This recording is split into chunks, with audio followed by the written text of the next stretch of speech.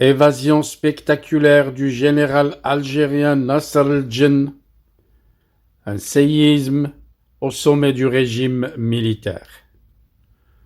Bienvenue cher abonné sur votre chaîne préférée Akhbar el-Bled. Aujourd'hui, nous ouvrons ce journal par une affaire explosive qui secoue l'Algérie en ce moment et qui fait déjà trembler le haut commandement militaire à Alger. Mais avant même de rentrer dans les détails, posons un ensemble de grandes questions. Comment un général aussi surveillé a-t-il pu disparaître? Est-ce une vraie évasion ou un scénario monté par d'autres généraux pour l'écarter? Et surtout, quelles seront les répercussions pour un régime déjà fracturé par les luttes de clans et les rivalités mafieuses au sein de l'armée algérienne?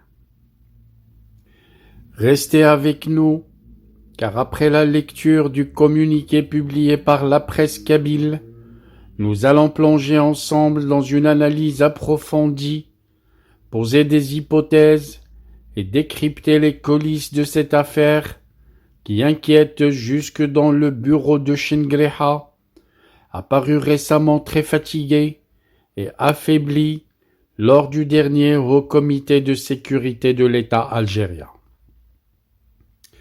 Voici donc la lecture d'un des articles qui ont publié l'information. Je vous ai choisi un média kabyle. Le général algérien Abdelkader Haddad, alias Nasser el-Djenn, patron de la DGDI, et réputé très proche du général criminel kabyle Mehannad Jabbar, vient de faire la belle. Il avait été arrêté au début du mois de juillet dernier dans une affaire qui semble n'être qu'un règlement de compte entre généraux mafieux se disputant le pouvoir en Algérie.